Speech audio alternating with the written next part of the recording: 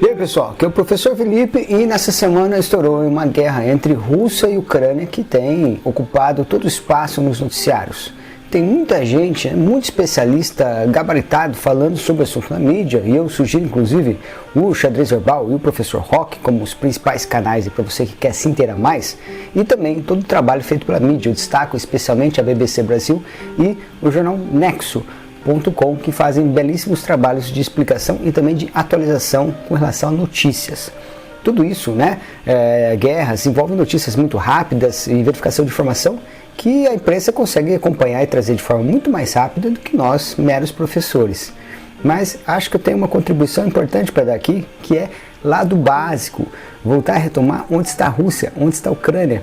Quais são as importâncias, o tamanho desses países, como eles podem implicar e impactar a sociedade no mundo. Então, creio que a minha contribuição melhor seja essa. Eu não quero ser aqui mais um especialista de Facebook ou de YouTube que de uma hora para outra se tornou então especialista em Ucrânia, em Rússia, em guerra e coisas desse tipo, tá? Então sugiro que você fique bastante atento com esse tipo de pessoa que não tem nenhuma formação na área, nem de geopolítica, nem de relações internacionais, nem de geografia, nem de história, pelo menos, e aí fica se metendo a ditar os rumos da humanidade ou então falar quais serão os próximos passos da guerra.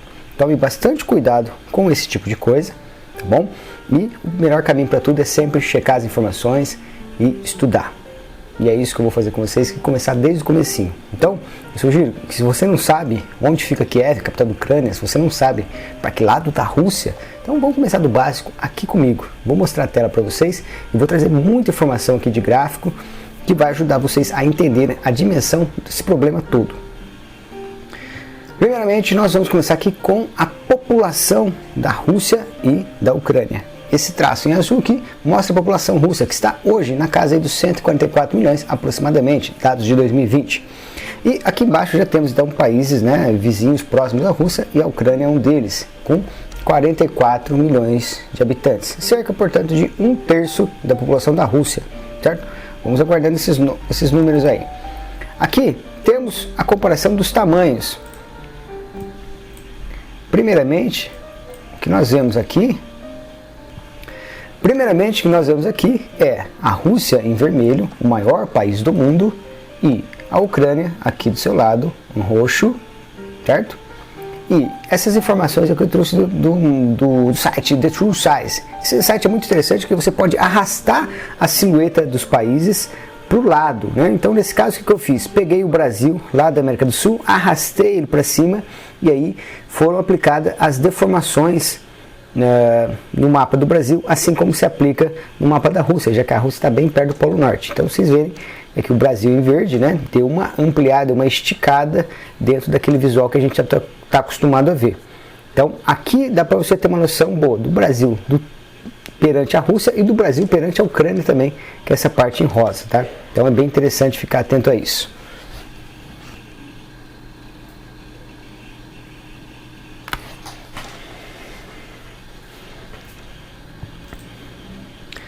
Em termos de economia, vamos lá, vamos desenhar aqui. A Rússia é a 11ª economia do mundo em termos de PIB, certo? E o Brasil, logo, a 12ª.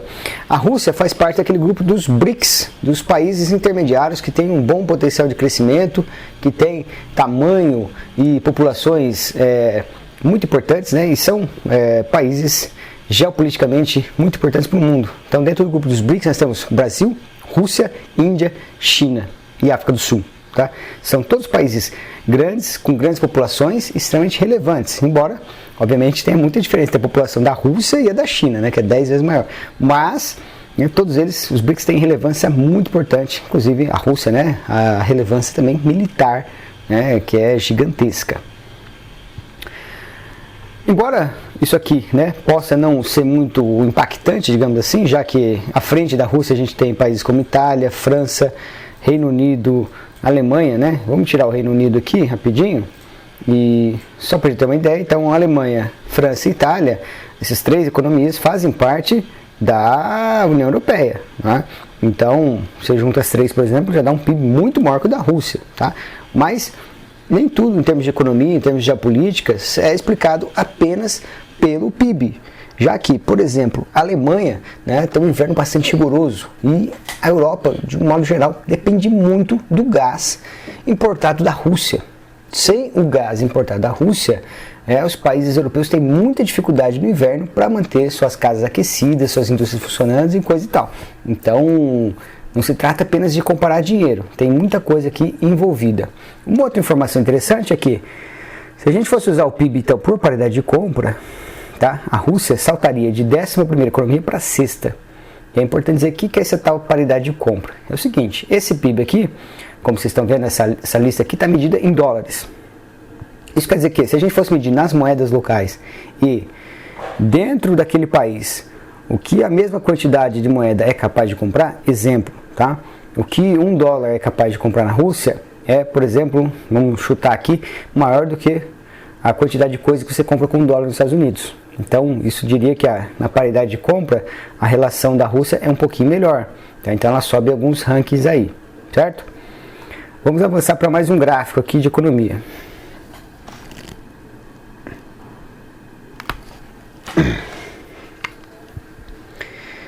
Esse aqui, então, é o PIB da Rússia e da Ucrânia. Então, a gente vê em amarelo o PIB da Ucrânia, aqui, bem abaixo, então, dos 200 milhões de dólares, certo? Então, oscila bem pouco, inclusive. E o da Rússia, né, com uma flutuação já bem considerável, mas, né, numa escala muito maior, especialmente aqui de 2006 para frente, né, um descolamento aí, a economia russa decolando, né, muito mais do que a economia ucraniana. Isso aqui tem a ver também com o tipo de receita que os russos têm. Falei do gás, tem também o petróleo. São dois tipos de produtos que geram muito dinheiro, mas também oscilam muito conforme a variação do mercado internacional, certo? Então, por ter grandes fontes de renda vindo do petróleo, essas coisas do mercado, isso também acontece com a economia russa, tá? Dá essas osciladas aí bastante grandes, o que acontece com países geralmente que dependem da exportação de commodities. É o caso do Brasil, inclusive. Aqui temos um outro gráfico, esse é importante de observar, principalmente nos anos mais recentes, a partir especialmente de 2014 para cá, tá? Que é o gráfico de desemprego. Ou seja, se o país tem uma população de desempregados que é alta, isso quer dizer que o país enfrenta crise, o país enfrenta problemas estruturais, problemas econômicos, problemas sociais muito grandes. Então, enfrenta também insatisfações políticas e vai ver nascer diversas formas de insatisfação com a política, com os gestores. Isso explica parte da instabilidade na Ucrânia, já que lá oscila-se entre países que são pró-Rússia ou pró-Ocidente. Países que se veem mais como europeus ou, aliás, pessoas que se veem mais como europeus ou pessoas que se veem mais como russos, tá? Eu vou falar mais disso daqui a pouco ainda. Mas o fato é que dentro dessa oscilação, o desemprego na Ucrânia beira aí a casa dos 10%. Ainda é menos que no Brasil, tá? Mas na Rússia ele é um termo bem menor, próximo de 5%, o que é uma taxa de desemprego bastante baixa, certo? Para um país do tamanho da Rússia. Vamos avançando aqui. Agora, vamos falar de inflação. E, novamente, em amarelo a gente está vendo a Ucrânia. E esse verde azulado aqui a Rússia, né? Teve algumas ondas aqui na Rússia também, mas nada comparável aos níveis da Ucrânia. E a gente vai ver lá que entre 2014 e 2016 a Ucrânia passou por um grande pico de inflação, beirando aí 50% ao ano. Isso é muito grave, fator de muita instabilidade, a gente já viu isso pelo desemprego, e se a gente juntar aqui desemprego e inflação, a gente vai começar a entender então esse caos todo que acontece na Ucrânia. Vale lembrar que também em 2016, né, teve aquelas manifestações do Euromaidan, então tem até um filme na Netflix que trata um pouco disso. Isso mostra, né, todos esses problemas que vêm sendo enfrentados. E a inflação, ela é um problema assim, né, que cria um círculo vicioso na economia, porque ela é fruto da instabilidade política e ela também gera mais instabilidade política. Outro fato interessante para a gente entender aqui e interpretar esse quadro é 2014, a anexação da Crimeia. Então, a gente pode ver aqui que a inflação estava bastante baixa na Ucrânia, tanto em 2012 quanto em 2013, e em 2014 ela começa a escalar após a invasão russa da Crimeia. Já vou mostrar isso aqui no mapa, essa região também. E aqui é um outro quadro bastante interessante que mostra as relações entre Rússia e Brasil e entre Brasil e Ucrânia também. Nesse caso aqui, tá? Tirei do site da CNN Business em português e a fonte é do próprio Ministério da Economia no Brasil. Então vocês podem ver aqui com relação à Rússia, o Brasil tem um volume muito grande de exportação e também de importações, e com a Ucrânia é um volume bem baixo, tá? Na Ucrânia aí na casa dos milhares de dólares, né? Os milhões de dólares afinal, desculpa. Com a Ucrânia aí na casa dos milhões de dólares e com a Rússia, né, na casa de bilhão, tá? Embora tenha caído um pouco nos últimos anos, a gente vai ver que a gente tem, inclusive no Brasil, uma relação deficitária com a Rússia. A gente importa muito mais, né? Quase 2/3 a mais do que eles compram da gente, certo? Então aqui está explicado no quadro. A nossa balança comercial com a Rússia é deficitária. A gente importa aí quase 6 bilhões de dólares e vende 1,5 bilhão mais ou menos, né? Quase um quarto, né? É mais do que um terço ainda que eu tinha falado. Entre os principais produtos que a gente vende para a Ucrânia são coisas como amendoim, açúcar, minério de alumínio, máquinas e café, tá? E para a Rússia, inclusive, os números também são parecidos. Os tipos de coisas que são vendidas para a Rússia, só que numa proporção muito maior. A Rússia, tá? Isso aqui é uma coisa importante, é um ponto sensível da história aqui. Ela se origina, né, dentro da construção mítica aí do que seria o Estado russo, a partir do Rus de Kiev, que é, inclusive, hoje a capital da Ucrânia. Inclusive, durante muito tempo, os czares russos se diziam czares de todas as Rússias. Isso queria dizer o quê? Queria dizer que ele era chefe da Rússia original, ou a pequena Rússia, que era basicamente o que a gente chama de Ucrânia hoje, a Rússia branca, que é o que a gente chama de Bielorrússia ou Belarus, e a Rússia imperial, né, que é a Rússia que se expandiu para o oeste, que é essa Rússia grandona que a gente conhece e invade a Ásia aí. Nesse mapa aqui a gente vê então as escalas, tá? Então vocês podem observar que o território aqui mais perto do original é esse em verde aqui, em direção meio que ao noroeste, tá? Depois vai haver a expansão para essa região em cinza, em direção à direita, né? Que pega aí basicamente a área da Sibéria, né? Atravessando os montes Urais, que estão escritos aqui. Deixa eu fazer os contornos, né? Então aqui, ó, deixa eu pegar uma cor diferente. Aqui, vamos pegar... Então aqui, ó, a Rússia original, essa partinha que eu estou abiscando de amarelo. Aqui em cinza, né, a expansão em direção à Sibéria, está escrito aqui, Sibéria. E aqui, ó, vou pegar uma cor diferente, os montes Urais que separam, né, a parte asiática da parte europeia da Rússia, beleza? Depois, lá no século XVII, já no final, 1689 até 1801, tem a expansão para essas áreas em laranja, aqui meio cerâmica, né? Pega aqui a parte de Vladivostok, lá na pontinha, né, da Ásia. Pega aqui umas áreas próximas aqui, né, da divisa com a China, né, no Cazaquistão. Avança aqui também no leste europeu. Depois, 1801, século já 19, vai ter esses avanços em áreas sensíveis aqui, das áreas em amarelo, pegando o território da Geórgia, né, chegando aqui no mar Cáspio e no mar Negro, tá bom? Então tem aqui, ó, esses dois mares e vai alcançando espaço, tá? Inclusive é importante dizer isso, né? Quando a gente olha a presença da Rússia nos oceanos, ela é muito pequena, ela é muito desigual, né? Se a gente pega os Estados Unidos, quando compara, os Estados Unidos têm uma costa voltada para o Pacífico, outra para o Atlântico, são costas praticamente inteiras navegáveis e tal. A Rússia tem uma dificuldade então de saída para o mar. Ela é essa potência gigantesca, mas tem uma dificuldade. Vocês estão vendo aqui em cima, né, o Oceano Ártico, mas vamos lembrar que primeiro ele é fechado, ele é um polo, tá? E além de estar no Polo Norte, ele está fechado, de ser bem menor do que esse mapa mostra, é uma área, né, que quase toda congelada e que não relaciona-se com quase país nenhum. Então não é uma vantagem, digamos assim.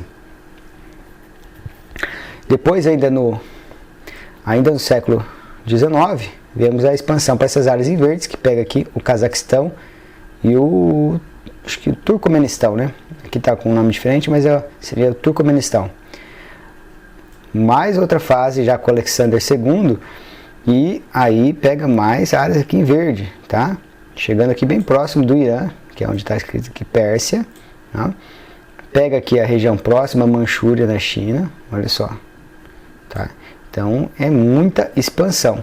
E depois o último território aqui, né? Os últimos territórios anexados ao Império Russo, aqui perto do Afeganistão, certo? Aqui perto de Palmira, tá? Então, aqui a gente consegue ver basicamente 500 anos de expansão do Império Russo, que começou lá com o Rus de Kiev. Depois eles foram migrando de Kiev para Moscou, São Petersburgo e foram mudando as capitais. Mas o fato é que, dentro dessa ideia de Rússia, tendo começado na Idade Média, a Ucrânia é parte super importante, ela é parte da identidade russa.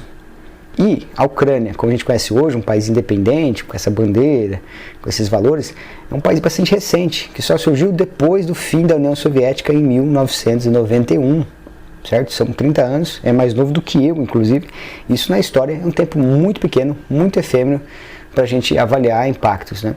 Então, essas fronteiras do leste europeu, elas não estão de modo algum bem definidas. Tá? E faz muito tempo que elas já não são muito definidas, são fronteiras muito móveis. A gente pega lá o mapa da Polônia, por exemplo, ao longo dos últimos 300 anos, né, ele sobe para um lado, baixa, ele se modifica demais. E isso acontece com vários outros países, incluindo a Rússia e incluindo a Ucrânia também. Vamos avançando aqui, basicamente o mesmo mapa, só que é escrito em russo, e é lógico que eu não sei falar russo. Tá? E esse aqui é ponto importante também, tá? Tudo que a gente ouve de especialistas em geopolítica, etc., a gente tem que entender que tem certos limites, tá? Principalmente quando se trata de ocidentais. Se a pessoa não fala russo, se a pessoa não fala ucraniano, não lê essas duas línguas, né, pelo menos, acaba ficando com a visão muito parcial. Ah, o inglês dá para ler tudo? Dá, mas desde que a pessoa está escrito em inglês. E é lógico que muita coisa interessante não chega no inglês. Os russos e ucranianos guardam para eles. Tá? Então, qualquer trabalho sério de historiador tem que partir do ponto de que o historiador domina essas duas línguas para fazer uma história da guerra entre Ucrânia e Rússia. Tá? Então, eu não sou especialista nessa área, eu estou só querendo ajudar aqui a dar um início para você começar a entender as complexidades desse conflito, beleza? Bom, aqui eu trouxe uma matéria curiosa do Globo Esporte, que fala do Shevchenko, que é esse cara aqui, né? Então vou falar aqui agora um pouco, né, desse assunto que é o Shevchenko, né? Como foi um jogador muito famoso aí nos anos 2000, né? Jogou no Milan, no Chelsea, é considerado o maior jogador de todos os tempos da Ucrânia. A gente vê a foto dele aqui embaixo, de camisa amarela, a gente vê ele em cima como técnico. Ele foi o técnico da seleção da Ucrânia na última Eurocopa e chamou a atenção aqui dos especialistas, né? Essa aqui é uma publicação do Globo Esporte, dizendo que ele estava se comunicando com os torcedores em inglês. Isso é muito curioso, porque a língua oficial da Ucrânia, ela é o ucraniano, tá? Mas grande parte da população, quase 30%, ainda fala russo. Isso porque durante muito tempo, né, os tempos que os soviéticos comandaram a região da Ucrânia, foi, né, fomentado ali o uso do russo nos idiomas oficiais. Né? Passou por um processo de russificação, vamos dizer assim. E havia presença muito forte, então, do idioma russo na Ucrânia. E até hoje tem muitos lugares que as pessoas preferem falar russo na Ucrânia, tá?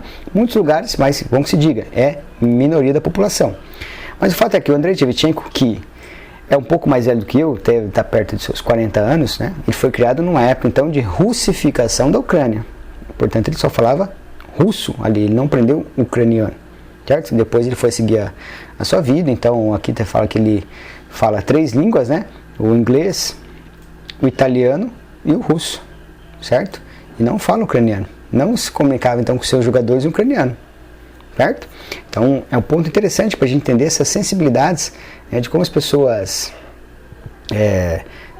têm uma relação diferente com a Ucrânia e com a Rússia. A Ucrânia é um país muito novo e uma identidade nacional muito nova. Isso é importante que se diga, certo? Também é bom dizer aqui, no fato, que há sim, em muitos pontos da Ucrânia, uma rejeição aos russos e uma rejeição ao regime soviético. Lá nos anos 30, a Ucrânia passou pelo que se chama de Holodomor, uma grande crise de fome, onde milhões de pessoas morreram, vítimas aí do descaso, né, do mau gerenciamento dos estoques de alimentos promovidos pelo regime do Stalin, o líder da União Soviética, o ditador sanguinário naquele tempo, certo? Nos anos 30. Então, em alguns pontos, associa-se muito essa presença russa à antiga dominação soviética e para muitas famílias é um trauma essa questão do Holodomor. Então, é por isso que há também, em termos políticos, até identitários na Ucrânia, esses dois polos. Um polo que odeia a Rússia e quer se apegar mais à União Europeia, à OTAN, ao Ocidente, e outro que ama tanto a Rússia, até porque tem ligações com a Rússia, né, direto. Os russos mandaram muita gente para a Ucrânia também, nesse processo de russificação. Então, é uma questão muito, muito complicada, de país muito dividido, ideologicamente falando também. Aqui eu trouxe alguns dados, tá? Nada muito sofisticado, né? Trazido aí da pesquisa rápida na internet sobre, né, a língua ucraniana, que é uma língua eslava, que tem coisas parecidas, né, com o antigo eslavônico, da Eslavônia, certo? Ela é parecida com a língua dos sérvios e croatas e tem algumas coisas parecidas também com o polonês. O polonês, inclusive, que é considerada a língua mais difícil do mundo para se aprender. Certo? Então repare que aqui não tem muitas afinidades entre essa língua e o russo, certo? Embora, né, assemelhe essa língua russa, sim, mas tem essas semelhanças fonéticas com o sérvio-croata, polonês, etc. Né? Embora não seja de todo aí diferente do russo. Aqui os dados da Wikipédia mostram então que 30% declaram russo, né, como 29,6% declararam russo, recenseamento dos anos 2000, como língua principal. E para grande parte da população ucraniana, o russo é a segunda língua desse povo, tá? Desse pessoal. Então, tem uma presença bastante importante aí na questão linguística também. Aqui é uma foto do prédio do governo em Kiev, tá? Que é a capital da Ucrânia.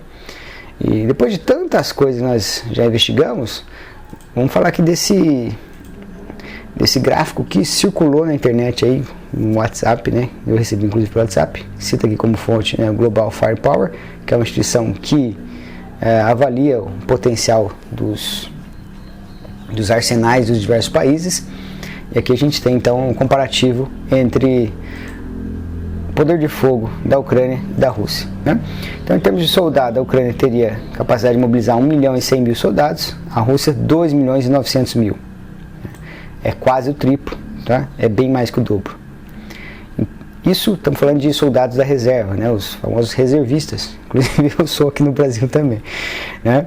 Mas vamos lá. Na ativa, os ucranianos têm 200.000 soldados. Na Rússia são 900.000. Então isso é quase 5 vezes mais de soldados que estão prontos para ação imediata. Então, é aqui os números da reserva. Em termos de aeronaves de combate, a Ucrânia tem 98, a Rússia 1.511. Vamos lembrar que durante décadas a União Soviética rivalizou com os Estados Unidos, certo? E a Rússia é a grande herdeira do potencial militar da União Soviética. Mas a Ucrânia também herdou alguma coisa? Também herdou alguma coisa, tá? Mas bem menos. Helicópteros é também um verdadeiro massacre, 34 da Ucrânia contra 544 da Rússia. Tanques, 2.500 do lado da Ucrânia. Veja que não é pouco, hein? E não deve ser aqueles tanques velhos que solta fumaça igual o do Brasil, que foi mostrado no desfile de 7 de setembro, no último, hein? E olha só na Rússia, 12.000, é mais de 5 vezes, tá? Em blindados, 12.000 do lado da Ucrânia, 30.000 do lado da Rússia. E armas de artilharia, que são aquelas armas de longo alcance, né? 2.000 por parte da Ucrânia, 7.000 por parte da Rússia. Então a Rússia massacra em todos esses aspectos, assim como massacra também, a gente viu, em número de população, assim como massacra no PIB também. Então é uma grande potência a Rússia, enquanto a Ucrânia é só um país normal. Até que bem armado, se a gente for comparar, por exemplo, com o Brasil, com um país aqui da América do Sul, mais para a região de lá, né? Para quem ela está querendo se meter, que a Rússia não dá. Agora, eu quero tratar de alguns outros números aqui e mapas especialmente. Esse aqui, primeiramente, é um mapa que trata dos países que formavam a antiga União Soviética. Eram 15 repúblicas, né, socialistas soviéticas, a principal delas era a Rússia, que aparece aqui em azul. A Ucrânia está aqui em amarelo, certo? E tem essas outras aqui, os países bálticos em vermelho, que é a direita, né? As outras repúblicas soviéticas, certo? Então, Cazaquistão, Quirguistão, Turcomenistão, etc. Então, aqui é importante situar. Outro mapa bastante importante, que explica parte desse problema aí, é essa relação aqui, a OTAN. Durante a Guerra Fria foi formada então a aliança, né, a Organização do Tratado do Atlântico Norte, englobava países da região do Atlântico Norte, para fazer frente, né, às ameaças então, dos países comunistas, que depois se uniram diante do Pacto de Varsóvia, ok? Então, no Pacto de Varsóvia, a gente tinha praticamente a Rússia, aqui a Ucrânia, e ainda esses países em laranja aqui, Polônia, etc. Só que, depois do fim da União Soviética, esses países em laranjas foram passando, então, para dentro da OTAN, certo? Ex-Pacto de Varsóvia, ou ex-URSS, mas que fazem parte da OTAN. Isso pega a Polônia, pega aqui a Romênia, tá? Então, uma série de países importantíssimos, tá, que formam praticamente um cordão de isolamento com relação à Rússia, certo? E a Rússia, em termos geopolíticos, estratégicos, considera a Ucrânia aqui uma área de influência sua, certo? Ela não quer a OTAN se metendo aqui. E por que não quer? Países da OTAN têm um tratado, né, de defesa recíproca, vamos chamar assim, né? O que quer dizer o seguinte: se a Rússia invade, por exemplo, a Polônia faz parte da OTAN. Todos os outros países da OTAN têm a obrigação de entrar na guerra para defender a Polônia. Tá entendendo? Vai arrastar a Espanha, vai arrastar a França, a Inglaterra, todo mundo para dentro dessa guerra. Isso não tem, né, não acontece com a Ucrânia, porque a Ucrânia ainda não faz parte da OTAN. Mas, nos últimos anos, tentou-se uma espécie de aproximação da Ucrânia com o Ocidente, né, tentando colocar a Ucrânia dentro da União Europeia e também dentro da OTAN. É isso aí que a Rússia estava visando frear.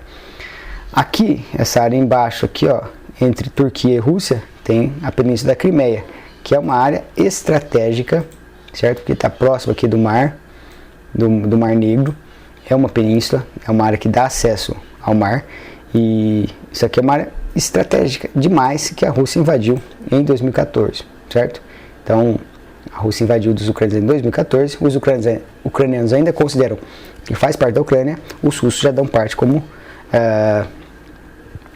parte da Rússia, certo? Aqui, essa outra área circulada em preto, temos outras duas áreas que fazem parte desse conflito atual, Donetsk e Lugansk. A Rússia, o que ela fez? Ela não, na cabeça dela, ela criou uma estratégia em que ela não está invadindo a Ucrânia. O que ela está fazendo foi o seguinte: havia dentro dessas províncias de Donetsk e Lugansk uma maioria de pessoas russas, ou de origem russas, e que falam a língua russa e se sentem como russos, se sentem mais próximos dos russos.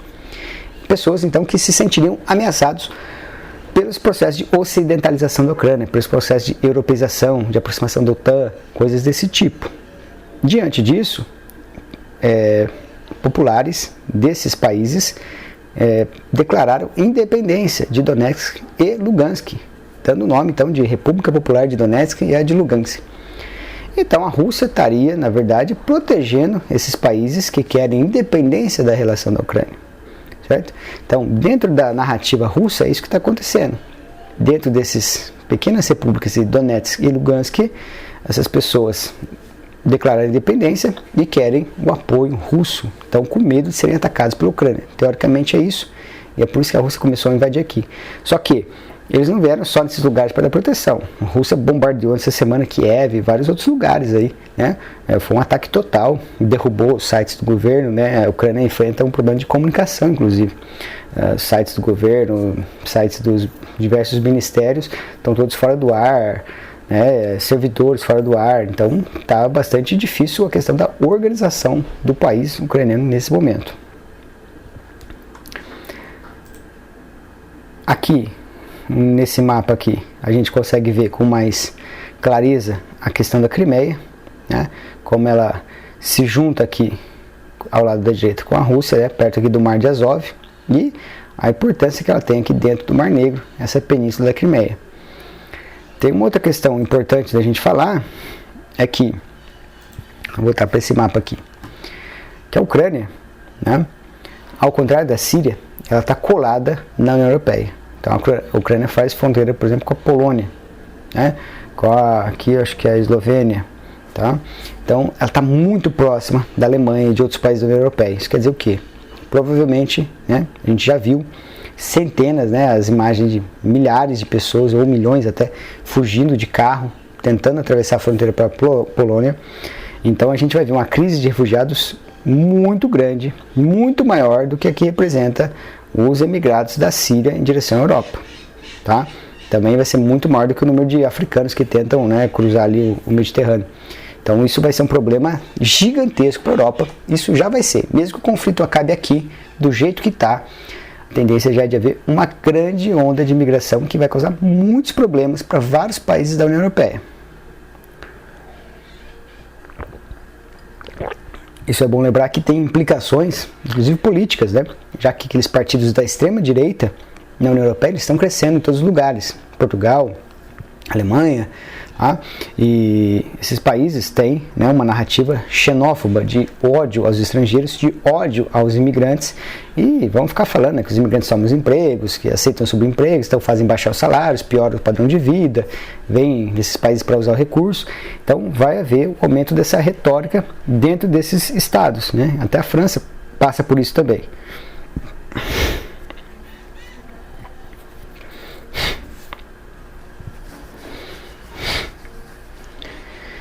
Além disso, né, a Síria é um país muito menos populoso que a Ucrânia. A Ucrânia tem 44 milhões de pessoas, gente. É muita gente para padrões europeus. A Ucrânia é um país muito grande e muito populoso. Então, vai causar muitos problemas, mesmo que a guerra pare aqui, onde está. Não haja mais nenhum tiro disparado, já será muito problemático essa questão de refugiados. Aqui outro mapa que vale mencionar, esse aqui, o da Ucrânia em específico. E aí vamos rabiscar aqui. Então aqui a Crimeia embaixo, que a Rússia já tomou. Aqui a área de Donetsk, que a Rússia também já reconheceu a independência, e Lugansk aqui também. Mas a independência daquele jeito, né? Independência para se tornar uma espécie de estado vassalo aí dos russos. O que já acontece aqui com Belarus, aqui ao norte, tá? Que é a antiga Rússia Branca que eu falei para vocês. E Belarus, inclusive, tem um acordo de fazer parte de uma espécie de federação com os russos. Então, já tem uma situação diferente. Já tem também um governo ditatorial que está colado ali dentro, geopoliticamente, com o Putin. A Ucrânia, vale mencionar aqui algumas áreas de interesse importantes, como Kiev, que é a capital, que eu falei que dá origem não só à Ucrânia, mas também, né, simbolicamente, a origem à Rússia. A gente tem aqui a cidade de Odessa, bastante famosa, né, porque a gente até tem aqui no Brasil imigrantes ucranianos que fundaram a cidade de Nova Odessa. A gente tem aqui também famosa, acima de Kiev, Chernobyl, que é a cidade onde teve o acidente nuclear. Inclusive o governo da Ucrânia já disse que esses ataques russos, as instalações de Chernobyl foram afetadas, então pode até ter problema com radiação na região. Né? Chernobyl foi um dos grandes acidentes envolvendo radiação no mundo, tá? Na história. Então é muito problemático, tem a série do Netflix e tal. Então isso aqui vai dar problema. Além disso, né, vale a pena mencionar aqui algumas coisas para quem gosta de futebol, né? Lembrar que o Shakhtar Donetsk é dessa região aqui de Donetsk, né? Temos aqui também o Dnipro, né, que também tem um time lá famoso nessa região, né? E repare então a proximidade que está aqui da Moldávia, né, que pode entrar no rolo também, Romênia e assim por diante, beleza? Na descrição do vídeo aí eu vou deixar como referência um artigo aqui da National Geographic, que ele é de acesso aberto, você pode clicar no link e ler como então essa história de russos e ucranianos desde sempre está ali imbricada, intricada. É um artigo bastante interessante para isso. E também recomendar esses dois aqui que eu já falei. O podcast Xadrez Verbal, que vale para todos os assuntos de política internacional, um trabalho muito bem feito aí pelo Felipe Figueiredo e pelo Matias. E é um podcast que já está no ar aí há mais de 6 anos, né, desde 2015, e faz um trabalho brilhante. Tá? E muito bem feito sobre política internacional. Provavelmente o podcast dessa semana vai ter umas 6 horas de duração. À direita aqui tem também o canal do YouTube do professor Rock N. Ozzy Cooker, que também é um especialista em geopolítica e comenta bastante, dá bastante aulas também sobre mapas e estratégias geopolíticas dos diferentes países e principalmente da Ucrânia e da Rússia. Aí nos últimos meses tem insistido bastante sobre esse assunto. Então vale a pena, se você quer se aprofundar mais, confiar nesses dois tipos de fonte de informação, além daqueles outros que eu já falei anteriormente, certo? Então se você gostou dessa aula aqui, se ela te ajudou a começar a entender um pouco mais desse conflito, então já dá o like, se inscreve no canal e até a próxima.